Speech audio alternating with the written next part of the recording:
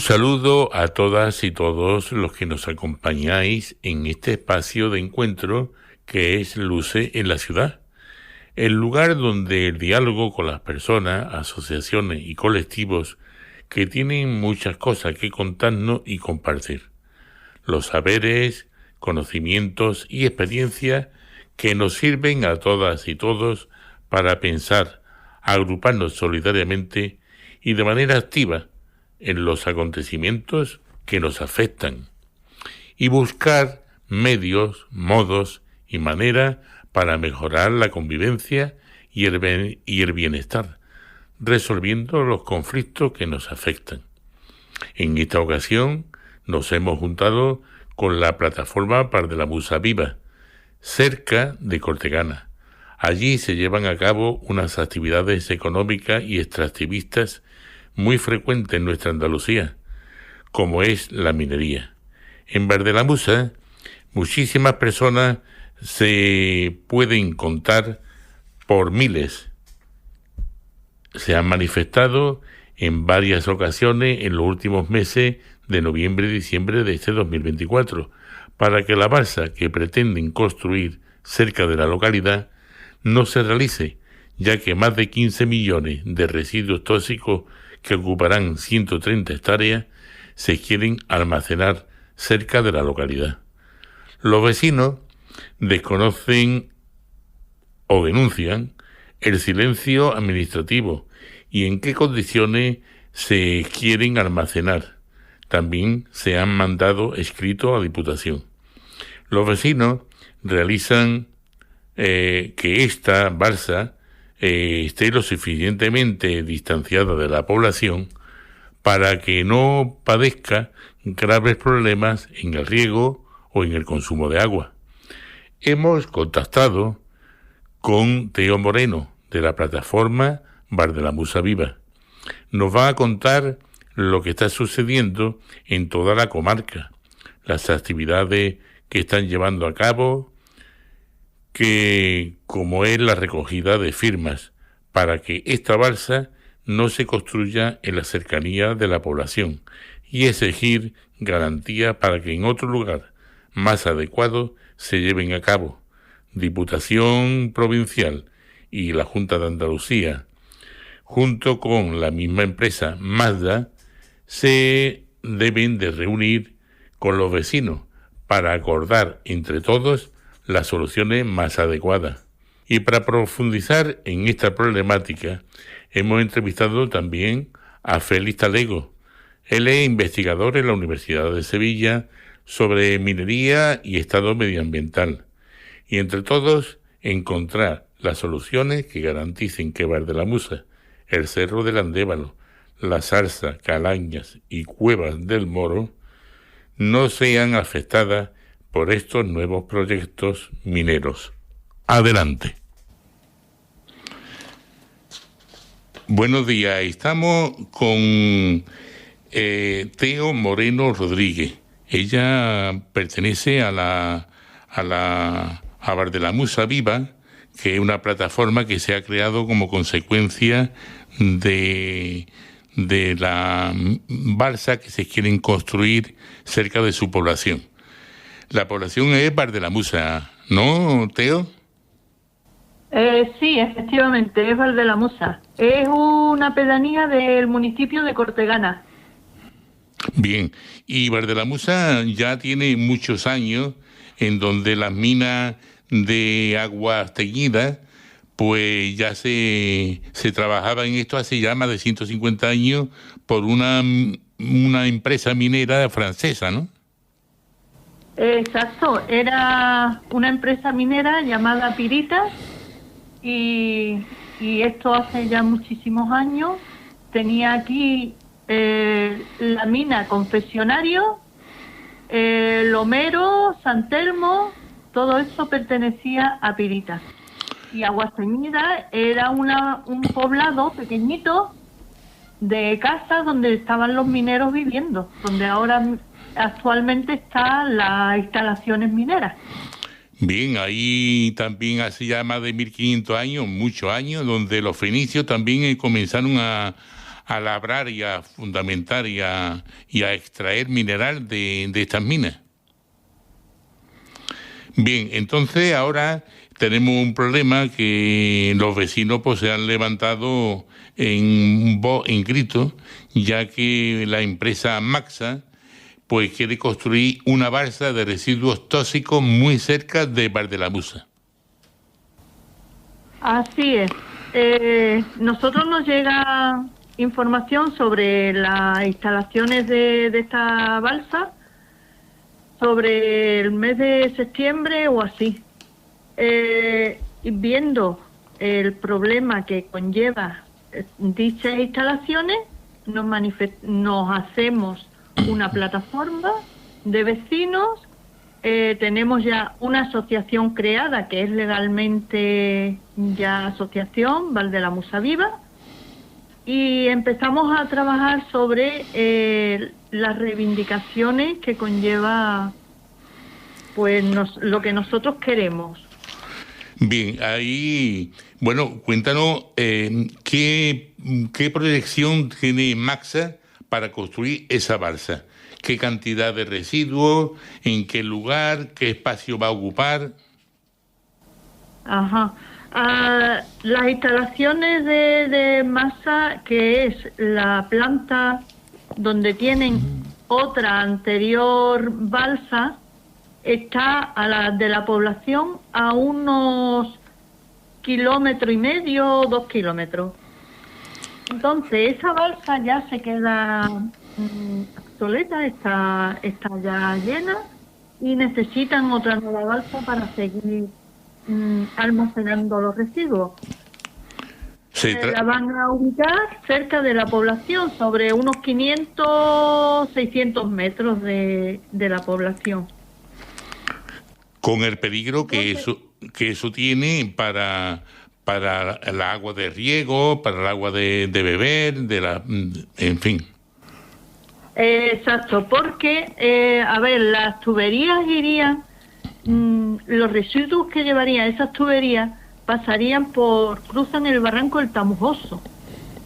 Un barranco que llega a un pantano donde abastece en momentos de sequía, como actualmente tenemos tantas, abastece la población del Cerro del Andévalo, que está muy cerquita de Valdelamusa también.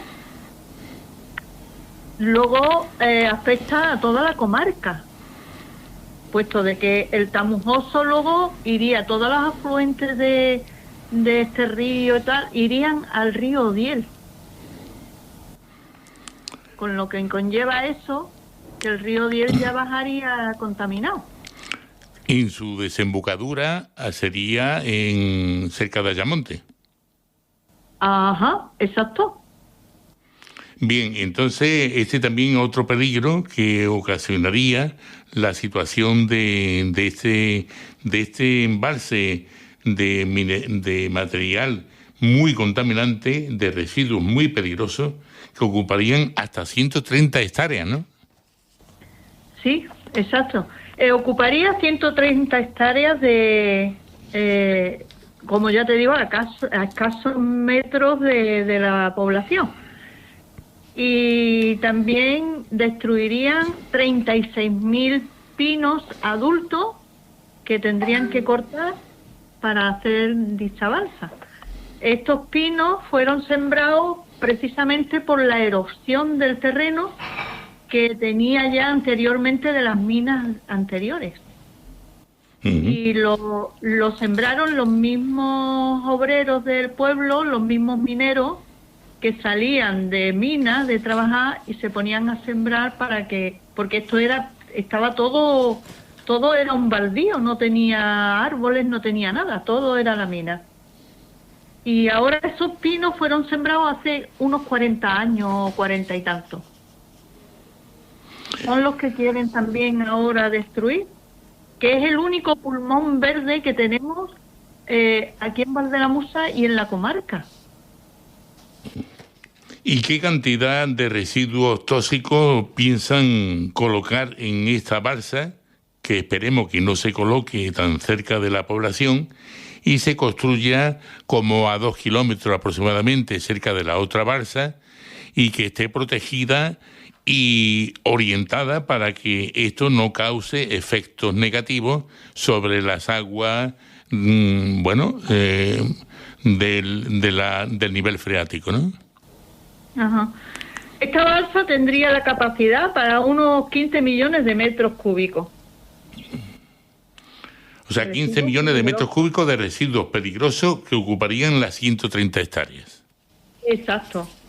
La contaminación medioambiental también conlleva la liberación de las partículas tóxicas al aire, no solamente las filtraciones por tierra hacia los acuíferos, sino también por el aire. Bueno, y hay un hecho que es muy importante también destacar, porque, tanto Maxa como la Junta de Andalucía no han adelantado qué proyecto es el que prevén hacer, cómo llevan a hacerlo, de qué manera van a controlar todo esto, y tampoco han pedido consulta para que los propios personas que habitan en el lugar también sean partícipes de este proyecto, ¿no? Ajá. A ver, nosotros no tenemos constancia del proyecto, porque no nos lo han facilitado encima de la mesa. Sí, sabemos lo que van a hacer, pero no tenemos el proyecto por delante. Y no sabemos cuál es. Lo que entonces es una exigencia que presenten el proyecto, que consulten a los vecinos de Bar de la Musa y que, ya se han recogido cerca de más de 4.000 firmas en contra de esta balsa que mata, ¿no? Sí, ya llevamos 5.000 firmas recogidas en contra de esta balsa. Nosotros, hemos estado hablando con la alcaldesa del Ayuntamiento de Cortegana y nos quedó en facilitarnos la documentación oportuna para ver los estudios de esta balsa. Pero esto hace ya 4 semanas y ella no se ha pronunciado en nada todavía, de nada. Bueno, pues tenemos que tener en cuenta... ¿Va a haber más? Tenemos en cuenta que todo esto está afectando a Bar de la Musa, al Cerro del Andévalo, a la Zarza, a Calaña, a Cueva de la Mora, que están todos afectados por este proyecto, que es necesario y urgente que se presente una documentación adecuada y que esa documentación recoja también los cuidados que deben de tener esa balsa para que no produzcan ningún tipo de daños medioambientales. Y, por supuesto, la apertura de la mina que está en Bar de la Musa puede seguir abierta, también cuidando de los detalles medioambientales, ¿verdad? Claro. Nosotros, en principio, no estamos en contra de la balsa. Ellos lo saben ya, porque lo hemos dicho en todos los medios de comunicación. Nosotros no estamos estamos en contra de la balsa, de la ubicación de la balsa. Eso es, o sea que se desplace a 2 kilómetros como mínimo cerca de la otra balsa que ya está y que además garanticen el cuidado medioambiental durante siempre. Y que una vez que allí aquella balsa se cierre con estos residuos, se mantenga un cuidado específico para que las aguas que se filtran al agua subterránea no provoquen grandes historias, ¿no? Ajá. Nosotros cómo vamos a estar en contra del trabajo de la mina, del trabajo minero, cuando este pueblo es minero desde siempre, fue creado por los mineros. Este pueblo fue creado por los mineros. Entonces, nosotros no podemos estar en contra de la minería, porque es la que está dando de comer a toda la comarca, incluido el pueblo de Valdelamuzas. Hay más de 3.000 familias comiendo ahí, directa e indirectamente hay muchísimas más. Entonces, no estamos en contra de eso. Ojalá y estuviera abierta la mina 100 años más. Claro, la mina es necesaria porque da trabajo, pero también tenemos que garantizar de que los estudios medioambientales se protejan. Entonces, Exacto. hay un manifiesto que se ha editado también para el conocimiento de toda la población afectada, ¿no? Exacto. Y Como he ese dicho, no estamos en contra. manifiesto, ¿qué dice? No, que no estamos en contra de la balsa, estamos en contra de la ubicación de la balsa. Vale. Y todo el mundo pues está de acuerdo en eso, porque la minería es el futuro, Huelva es minera.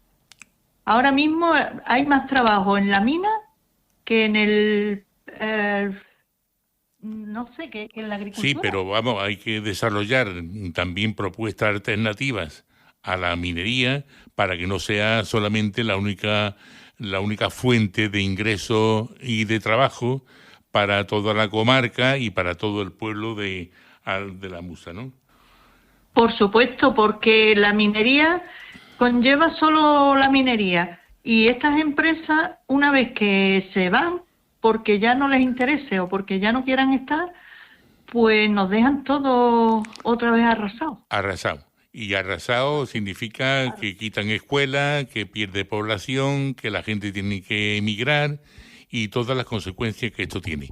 Bueno, por ahí terminando, Teo, dinos alguna cosa más que quiera manifestar a las autoridades para que inmediatamente se pongan en contacto con la plataforma y con los vecinos de Bar de la Musa para concretar otro lugar diferente para poner la balsa. Yo le pediría a las autoridades, a las administraciones públicas todas, que por favor que se sienten con nosotros y que dialoguemos y que veamos el problema que esto conlleva y que nos ayuden y que tengamos sobre la mesa algo para debatir. Es que ellos tampoco quieren, no sé, están retraídos, no quieren sentarse con nosotros tampoco. Bueno, pues Aparte de esperemos. eso, no estamos conformes con que se haga en el sitio que se va a hacer. Vale, pues quedan tus palabras aquí y este manifiesto y esta entrevista que hemos tenido lleguen a las autoridades, lleguen a los responsables, tanto de Maxa como de la Junta de Andalucía y de los técnicos, para que inmediatamente y a la mayor brevedad posible se busque una alternativa a esta balsa en otro lugar que no contamine, que no afecte a la población de Bar de la Musa, a la Zarza, a Cadaña, a Cueva de la Mora, que están afectadas. Muchas gracias, Teo, por tu amabilidad. Muchas gracias a ustedes y buenas tardes.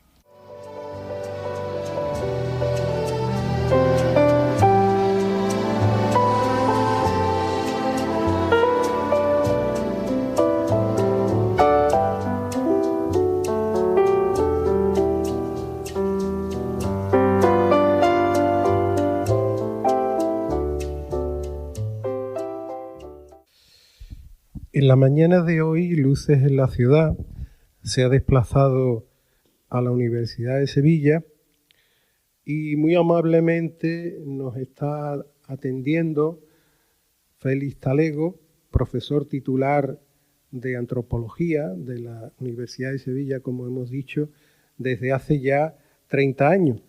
Bueno, está ahí coleando, que parece ser que de nuevo el tribunal admite a trámite el proceso de legalización de nuevo de la mina, pero la actualidad más inmediata nos anuncia que hay otro tema en la puerta de salida, como es en Valdelamusa, localidad cercana a Cortegana, de la provincia de Huelva, pues se pretende legalizar un auténtico atropello, ¿no? Entonces, bueno, ese es el motivo inmediato que nos trae a requerir tu información privilegiada, ¿no? Bueno, pues sí, como ecologistas que somos ambos, yo me considero un ecologista y mis investigaciones han ido a lo largo de los años centrándose cada vez más en el problema ecológico. el cambio climático, pero yo especialmente, como acabas de señalar, he ido dirigiendo mi atención a la cuestión de la minería, al papel que ha desempeñado en el mundo contemporáneo la minería, el que está desempeñando aquí en Andalucía, en la península ibérica, y luego también, en tanto investigador y estudioso, pues atento a las repercusiones ambientales y sociales de la minería en otros lugares del mundo. Porque la minería es uno de los sectores globalizados, quizá el primer sector de actividad capitalista que se globaliza muy a mediados del siglo XIX, ¿no? Entonces la minería que hemos visto que ha ocurrido aquí desde 1850, 1860, la que está ocurriendo ahora, que estamos asistiendo a otra fiebre minera, a otra intensificación de la extracción, hay que entenderla en el contexto global. En el contexto, yo diría incluso, o sin incluso, en el contexto de la geopolítica mundial. La minería ha tenido desde siempre y sigue teniendo tanto o más una estrecha vinculación con las estrategias militares, con el control del acceso a lo que además ahora el lenguaje oficial llama materias primas estratégicas. Y entonces así fui orientándome y creo conocer un poco de lo que ha sido la minería y de lo que puede representar la minería en esta tierra, en la que además de investigador soy ciudadano, porque soy andaluz y vivo en Sevilla, nací en la Sierra de Huelva, de manera que por mi compromiso ciudadano político y pues he ido orientando mi investigación hacia este terreno y cada vez distingo menos entre mi papel de investigador y mi papel de acción política en esta materia.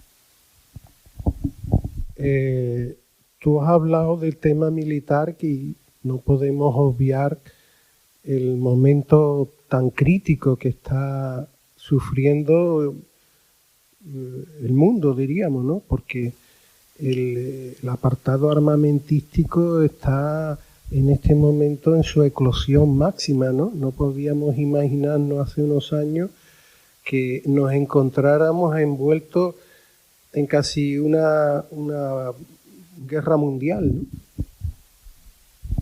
Pues sí, hay conflictos localizados, pero que responden a una estrategia o a estrategias geopolíticas globales de determinados estados que tienen un papel hegemónico, de hegemón, entre ellos en la zona de influencia en la que nosotros estamos dentro de la OTAN, está Estados Unidos obviamente, pero hay otros actores que pretenden desempeñar un papel y yo diría que rivalizar con la hegemonía imperial o imperialista de Estados Unidos, que es con el apoyo significativo de Inglaterra por el pasado de Inglaterra, pero el actor militar y que sigue teniendo y administrando su victoria en la última gran contienda mundial, la Segunda Guerra Mundial, pues es Estados Unidos, ¿no? Los grandes imperios no solo han tenido que ganar las guerras decisivas, la última, ya digo, es la Segunda Guerra Mundial, luego hay episodios muy significativos en la reconfiguración de las fronteras entre los imperios, pero sin duda el que gana la Segunda Guerra Mundial es Estados Unidos, no los aliados, sino Estados Unidos y otros que le acompañan. Inglaterra en primer lugar. Entonces lo que ha hecho Estados Unidos y sigue haciendo es administrar su victoria sobre este territorio europeo, que en términos de puridad lingüística debemos decir que es un territorio ocupado militarmente por Estados Unidos. Luego podemos decir si eso es bueno o malo o tiene que seguir o no, pero cuando un ejército extranjero ocupa territorio de un Estado formal, oficialmente soberano, eso se llama ocupación militar. España está ocupada militarmente, Alemania está ocupada militarmente, especialmente y más que España aún, y otros estados europeos, Italia, Grecia, mucho menos Francia, no Inglaterra, Francia tampoco. Eso tiene que ver con cómo se llevan a cabo los acuerdos. Pero todo esto nos está alejando de la minería. Y tú has mencionado dos puntos calientes. Aznalcóllar, y yo sumo algunos puntos calientes más aquí en nuestra tierra. y para el futuro nuestro inmediato y de nuestros hijos y de los hijos de nuestros hijos. Analcollar, que tú decías, y Valdelamusa en términos de Cortegana. Gerena, Guillena, Salteras, que es donde entre esos tres términos está la mina de las Cruces, otro punto crítico para el futuro de toda de nuestra zona de Andalucía Occidental, y también muy de actualidad, que se llama la mina romarera, el proyecto de la mina romarera, que se sitúa entre los términos de Puebla de Guzmán y de Paimogo. Para muchos de quienes puedan escuchar la entrevista, que vivimos en Andalucía, en Sevilla, en Huelva, estos dos pequeños municipios muy cercanos a la frontera con Portugal, pues quizás no sean conocidos y muchos oyentes quizás puedan confundir dónde están. Para yo ubicarlos diré simplemente lo siguiente. Esos dos municipios, términos municipales de los dos municipios y alguno más, son la cuenca hídrica de la que se alimenta el embalse Andévalo, que es el embalse más grande que hay en Andalucía Occidental, excluyendo alguno de Cádiz. Pero entre Sevilla y la frontera portuguesa, el embalse más grande es Andévalo. La mina romarera, de llevarse a efecto la extracción, estará situada en pleno centro de la cuenca que alimenta al embalse Andévalo. El embalse Andévalo junto con el Chanza suman casi 1000 hectómetros de agua de capacidad de almacenamiento, y de ahí bebe todo el área metropolitana de Huelva, del condado, de la costa y del turismo de la costa de Huelva. Y de ahí se abastece aproximadamente un 70% de toda la agricultura de riego intensivo que hay en Huelva. Abrir esas minas supone, a medio plazo sin duda, no sabemos si a corto plazo, si hay escapes o accidentes, pero a medio plazo supone incrementar el envenenamiento por metales y acidez que ya está padeciendo el embalse Andévalo.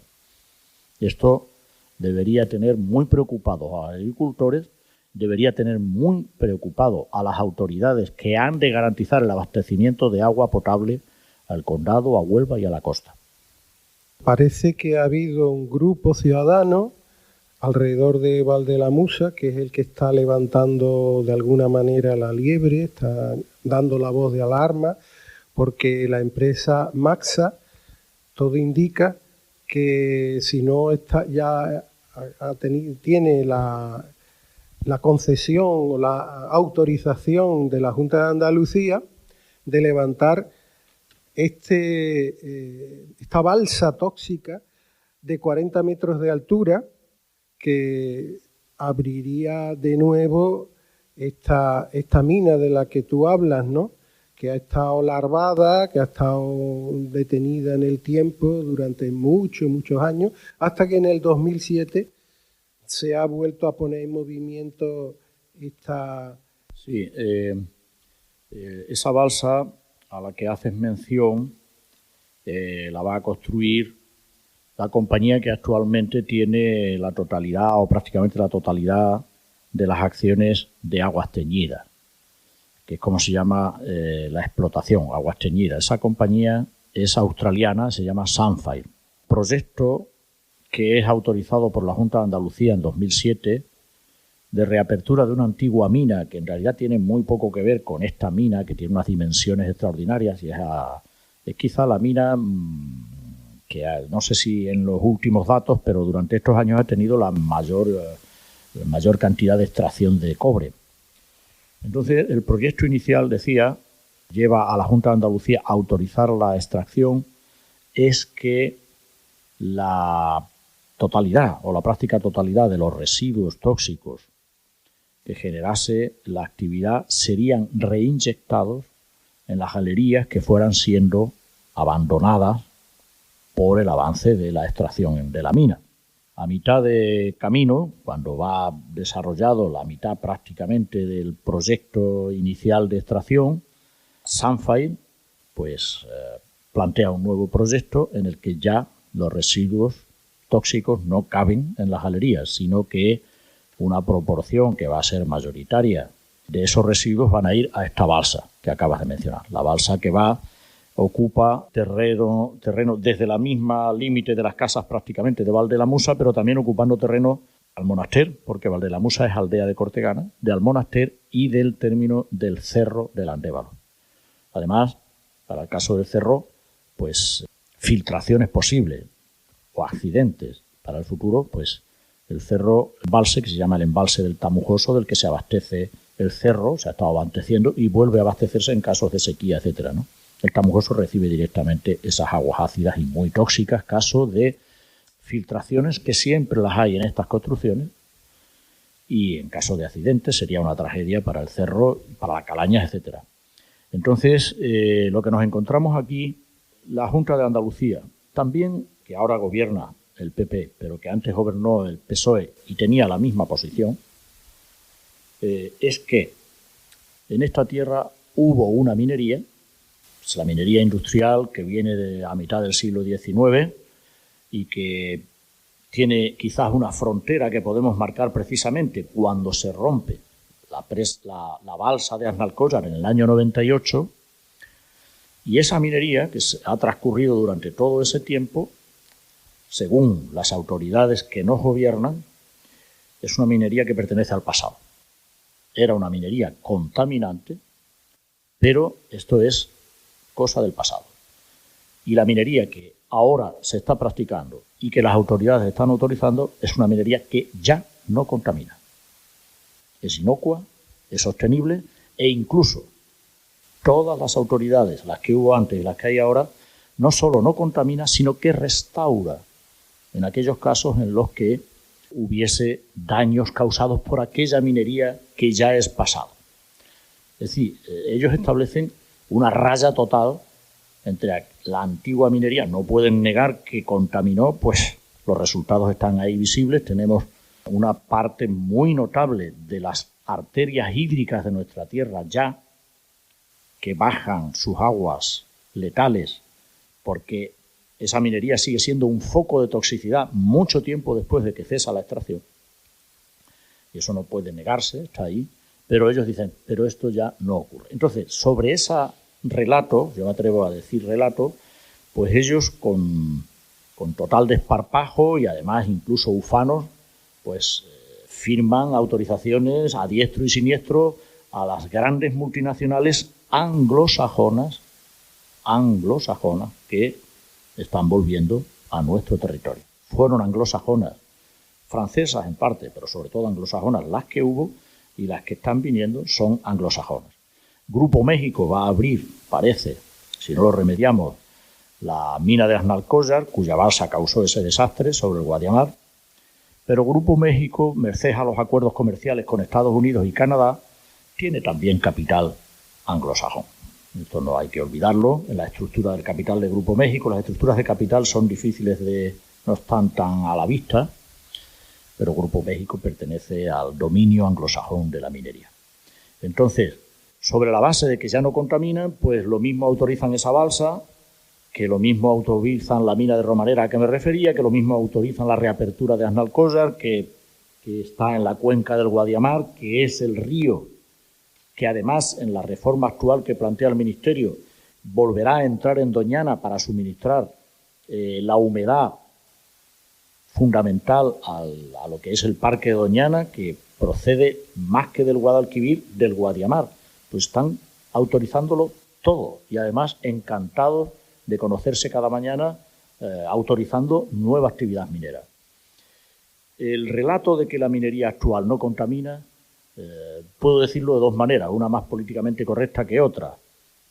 La menos correcta políticamente es que es totalmente mentira. La más correcta políticamente es que falta a la verdad. Pues el oyente se quede con la expresión que más le guste. Es completamente mentira. La minería actual contamina como ha contaminado la minería que se ha hecho aquí de 1850 en adelante, por no decir más. Creo que siendo rigurosos hay que decir que contamina más. ¿Por qué? Porque el volumen de tierra y de roca que han de movilizar para obtener la misma unidad del mineral a beneficiar es mayor, con lo cual la devastación del territorio es más extensa y por ello mismo los efectos a medio y largo plazo de esa minería van a comprometer la disponibilidad de agua potable en Andalucía Occidental y van a agravar la ya real y demostrada y medida contaminación de la plataforma continental del Golfo de Cádiz. Bueno, estamos con Félix Talego, profesor titular de la Universidad de Sevilla. Estamos hablando de la problemática medioambiental de las provincias de Sevilla y Huelva especialmente. En este caso, dentro de una axioma ecologista que sería pensar globalmente pero actuar localmente, en este caso en Valdelamusa, dentro del proyecto, implica también la tala de 30.000 pinos. Vamos a dejar un poco que la plataforma que está oponiéndose a este desastre tenga su recorrido, pero al hilo del debate no puedo obviar la especial opinión y actuación del señor alcalde de Aznalcóllar, precisamente de Izquierda Unida, y una celebración que tampoco sé cómo calificar por parte del señor obispo de Sevilla, que ha hecho hasta una misa de acción de gracias por la próxima reapertura de la mina. No sé, a ti como científico, como persona que trabaja con los materiales más austeros o más de la naturaleza, ¿qué opinión te merece esta opinión del más allá, no? Bueno, sí, no sabía que la misa había tenido lugar, pero sí, estaba anunciada y supongo que habrá tenido lugar, no he estado al tanto. Particularmente que el Arzobispado de Sevilla respalde simbólicamente la reapertura de esa mina y al respaldar simbólicamente esa reapertura, respalde la política de los grandes partidos con opción de gobierno en Andalucía y en el Estado español, pues yo lo califico como un hecho folclórico que tiene una relevancia simbólica secundaria.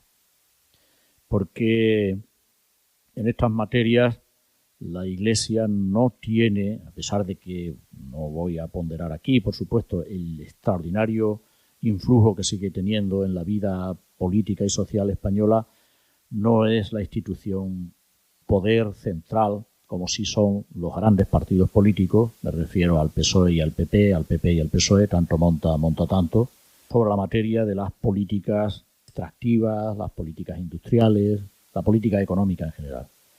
Entonces, dejándolo como un asunto folclórico y que Valle Inclán quizás habría calificado de esperpéntico, voy al hecho de la relevancia que viene teniendo desde hace años, ya desde que los lodos estaban esparcidos por el Guadiamar, el alcalde de Aznalcóllar y el grupo de comisiones obreras de Aznalcóllar que acompaña al alcalde, que es la persona mediática, pero tiene detrás el respaldo de comisiones obreras local. He de recordar que todavía sin recoger los lodos, el alcalde con el resto de miembros de la agrupación local de comisiones y el respaldo de comisiones obreras provincial, andaluza y estatal, hicieron una huelga de hambre en la Catedral de Sevilla y estuvieron encerrados más días en la Catedral de Sevilla, exigiendo que la mina se reabriese. Repito, estaban los lodos todavía esparcidos por el Guadiamar, cosa que ha costado al erario público del Estado español, pues, barajan distintas cifras para una burrada de dinero que se nos escapa de nuestras entendederas de ciudadanos que cobramos un sueldo o intentamos sobrevivir mes a mes.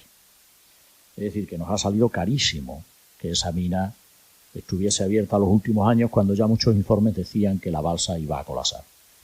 Pero quiero decir lo siguiente, porque no aparece mediáticamente y yo quiero subrayarlo.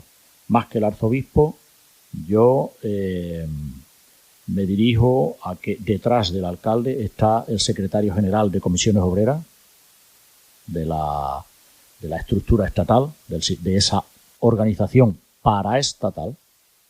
Es una organización paraestatal sostenida por el erario público.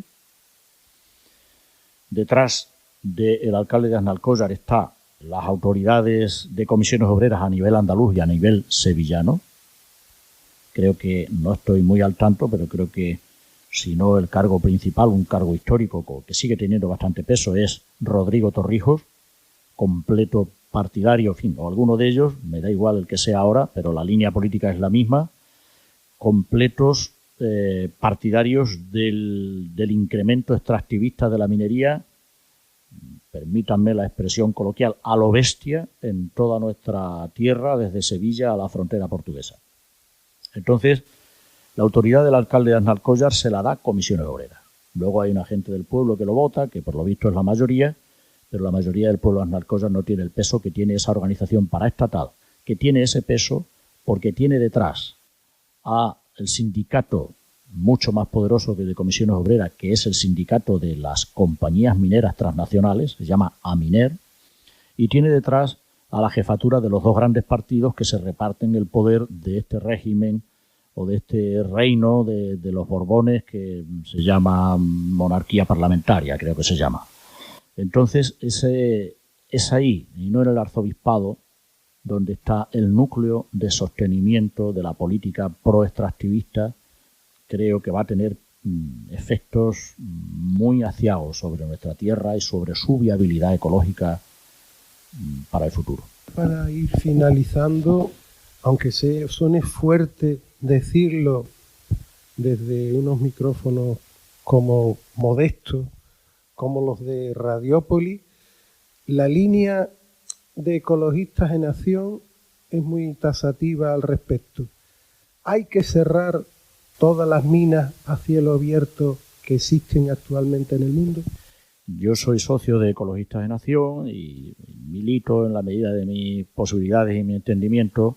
También soy socio de Greenpeace, de WWF. Por si falla una, siempre tener otras, ¿no? Como digo yo, medio en broma. Pero al respecto de la pregunta que me hace Eugenio, respondo personalmente, no como ecologista ni como ninguna entidad, ¿no? Creo que hay un principio de teoría política que nutre la legitimidad del extractivismo. Es decir, el extractivismo lo entiendo yo como el principio axiomático de que más extracción es mejor, porque más extracción va a significar más producción industrial, y más producción industrial es mejor que menos producción industrial. Este axioma es sostenido por la filosofía hegemónica y sustenta la legitimidad de las políticas públicas favorables a la extracción, favorables a la industrialización o al mantenimiento o al incremento de la industrialización, que ya tiene un escenario global, no estrictamente nacional, y menos en estados pequeños y ocupados militarmente, como le pasa al Estado. Entonces, este axioma de que más extracción es mejor y de que más industria es mejor, la filosofía del ecologismo no la admite, la rechaza, la niega. Por eso entiendo que el ecologismo es un paradigma de pensamiento distinto y alternativo a los paradigmas de pensamiento dominantes, tanto en su versión liberal económica como en su versión socialista, marxista, comunista. Las ideologías dominantes desde la primera mitad del siglo XIX y desde luego ya desde la segunda mitad del siglo XIX, ambas son extractivistas, ambas son productivistas, ambas son industrialistas. Es decir, más extracción es mejor, más producción es mejor y más industria es mejor. Esto lo comparte tanto el marxismo, porque lo compartía Marx, y lo comparte también la teoría económica liberal. El ecologismo cuestiona ese axioma. No es mejor más extracción y tampoco es mejor ni peor menos extracción.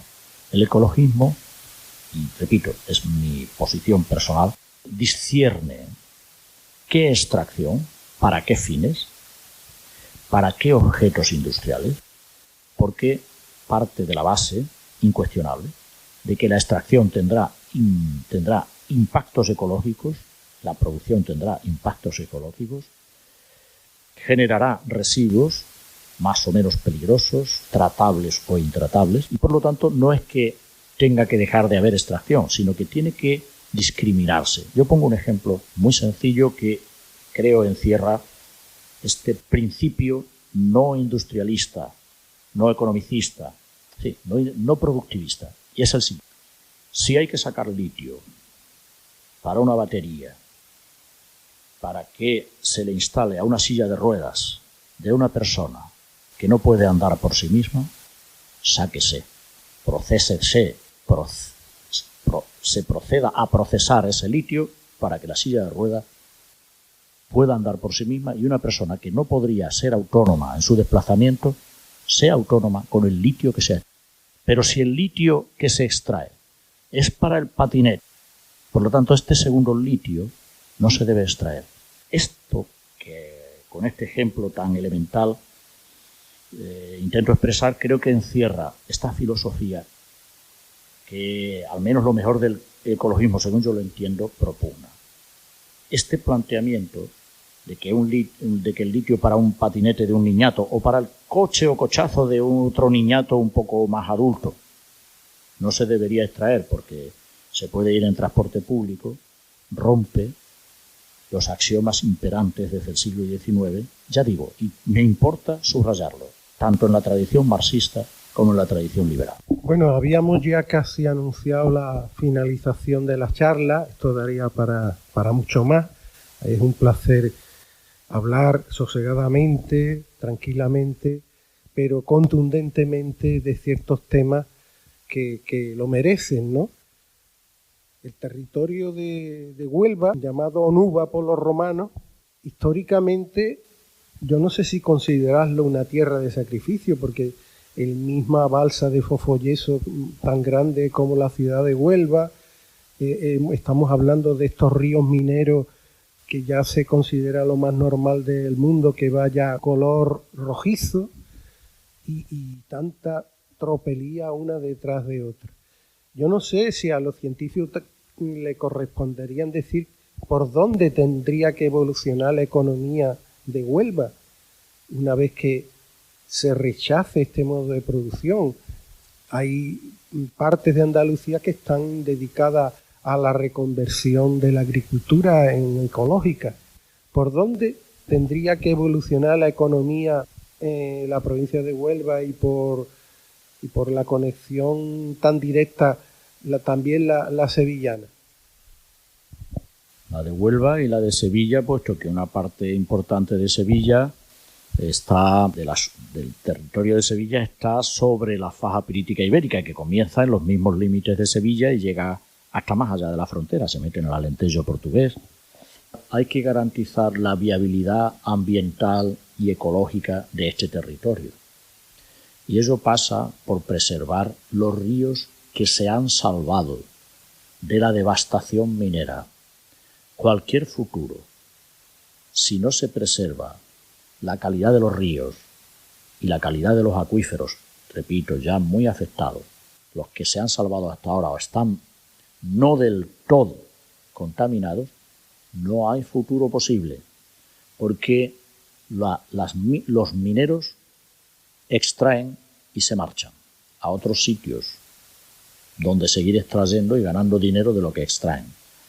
Quienes habitamos el territorio ya estábamos aquí antes de que llegaran los mineros y seguiremos aquí nosotros o nuestros hijos cuando los mineros se marchen. A los mineros no les importa la viabilidad de ningún territorio, solo seguir encontrando yacimientos con los que seguir ganando dinero. No tienen patria. Se dice del capital, pero dije al principio de la conversación que el capitalismo debe mucho a la minería en los 2 o 3 últimos siglos, muchísimo. En las estructuras de las compañías multinacionales, por ejemplo, las primeras que se globalizan son, lo decía al principio, ¿no?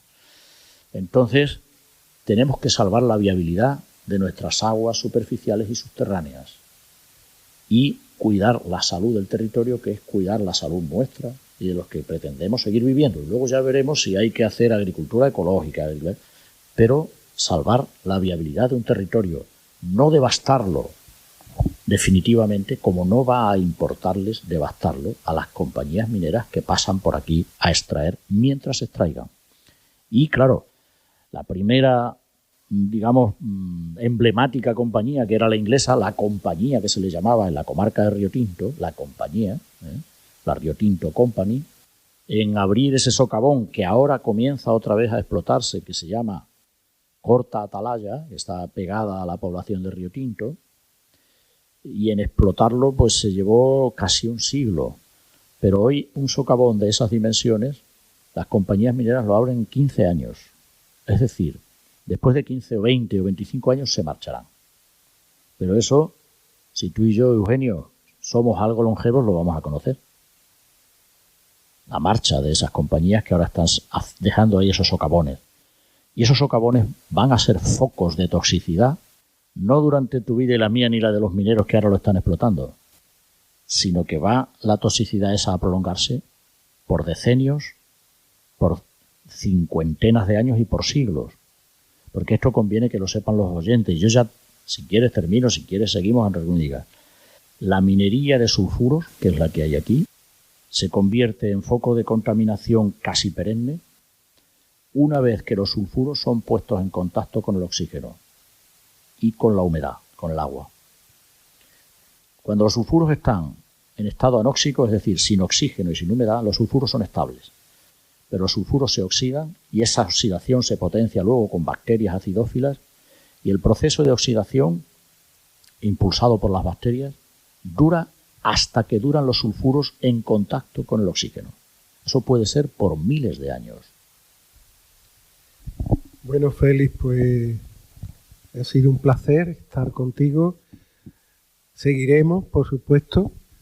Yo, según estábamos hablando, hay una obra de teatro que no me resisto a recomendar, de un señor que se llamaba Ibsen, un enemigo del pueblo, un médico que denunciaba un balneario que estaba contaminando el pueblo, pero había unos intereses creados muy grandes alrededor y está totalmente solo, vamos, está totalmente aislado, ni su familia, ni su hija, ni su mujer, ni su yerno, todo el mundo se pone en contra de este señor porque lo consideran así, un enemigo del pueblo.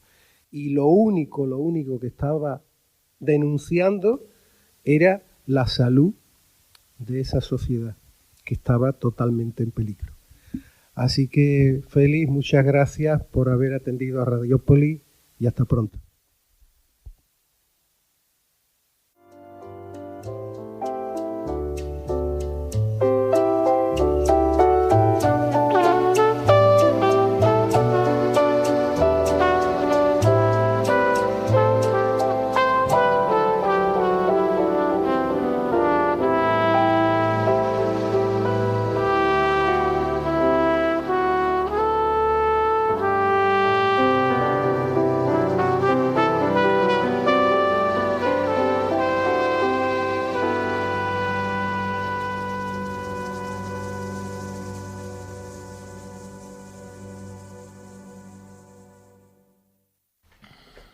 Hemos llegado al final del programa. Decido que Luces en la Ciudad está dirigido y realizado por Eugenio Fernández y Diego Navarro, quien os habla. Y podéis escucharnos en la onda local de Andalucía, los sábados de 10 a 11. O en los podcasts, también en Radiópolis, en la 92.3 de la FM. Y en la página radiopolis.org.es. Luces en la Ciudad. Os esperamos en la próxima. Gracias por la escucha y la participación, con tanta pasión como tenemos.